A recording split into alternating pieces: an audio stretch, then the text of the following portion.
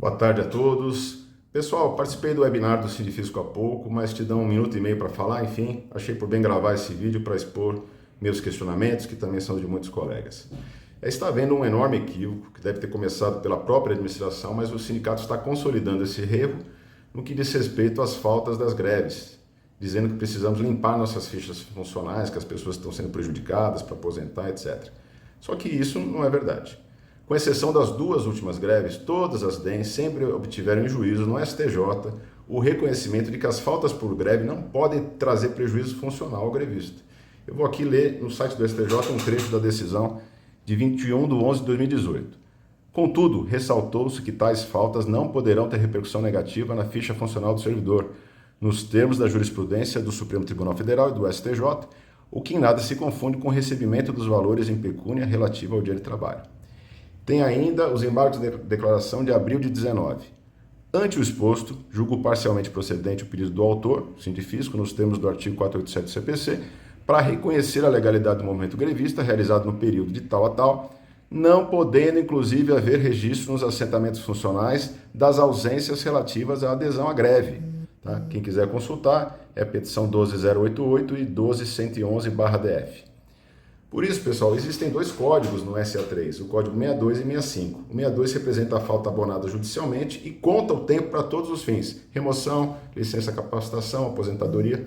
Olhem no SA3. Se alguém tiver com o código 65 nas greves antigas, a COGEP precisa corrigir e cabe ao sindicato cobrar que corrija. Tá? Eu tenho anotações de falta, todas com código 62, com exceção das duas últimas greves que está 65. Tá? E essas anotações com código 62 contam para o meu tempo de aposentadoria. Okay?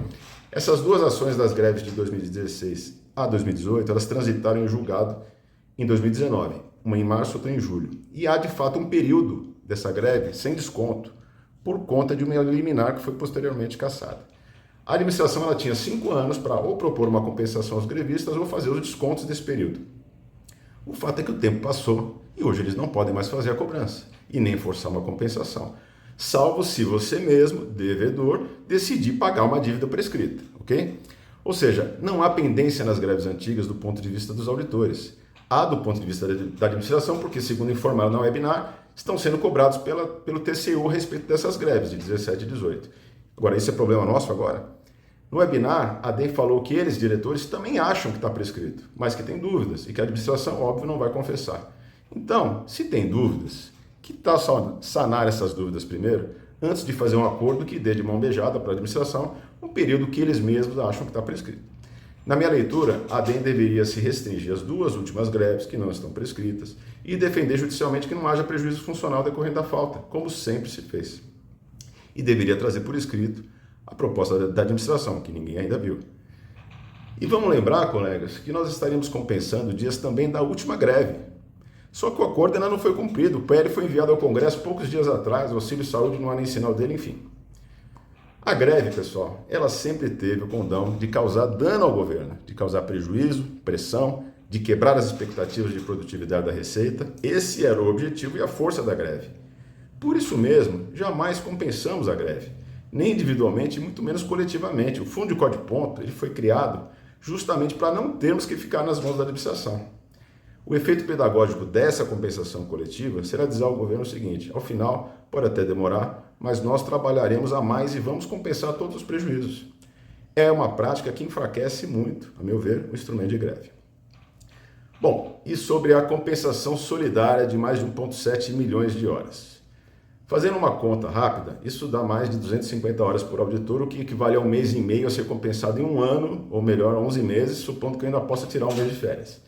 Isso dá mais de 1 hora extra por dia, se 100% dos auditores compensassem, o que é irreal. A ideia de uma compensação coletiva, solidária, ela é tentadora, parece até que está imbuída de uma ideia assim de justiça, mas eu sinto dizer que ela é totalmente ilegal.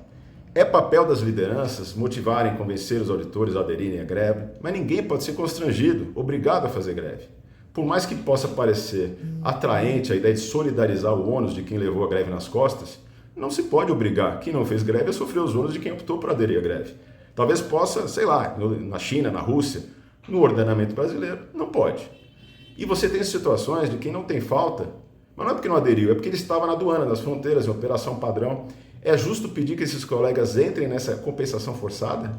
E os colegas mais novos vão pagar por faltas de períodos nos quais nem eram auditores?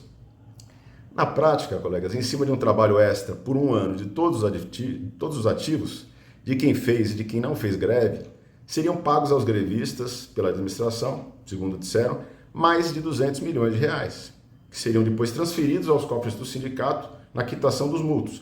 E o sindicato já disse, inclusive, que vai cobrar os multos com mais de 5 anos. O raciocínio parece que é o seguinte: já que a administração se arvora no direito de achar que pode cobrar a dívida prescrita, eu, sindicato, vou fazer o mesmo. Né? Então, assim, para mim, um absurdo atrás do outro. Né? Eu acho que é legítimo da nossa parte, como filiados, indagar quais são os reais interesses da DEM e da administração. Pela administração, parece ser salvar-se do TCU, CGU, MGI e bater recordes de produtividade. A DEM, proteger a administração parceira e se capitalizar com esses milhões de reais. E tudo isso nas costas de um ano de hora extra de todos os auditores e dizendo para você que é para limpar sua ficha funcional, que na verdade nunca teve suja, salvo pelas 2 últimas greves, essas sim mereceriam debate. No mínimo, colegas, precisamos de um tempo razoável, até para que o assunto volte depois à discussão com mais parcimônia. Não para de surgir novas e novas dúvidas, é algo que pode impactar um ano inteiro das nossas vidas, que pode até fazer com que faltas já abonadas sejam ressuscitadas, que trata de fatos de 2008 e agora marca uma assembleia na sexta-feira, quase véspera de Natal de 2025. Não dá. Amanhã, meu voto é não.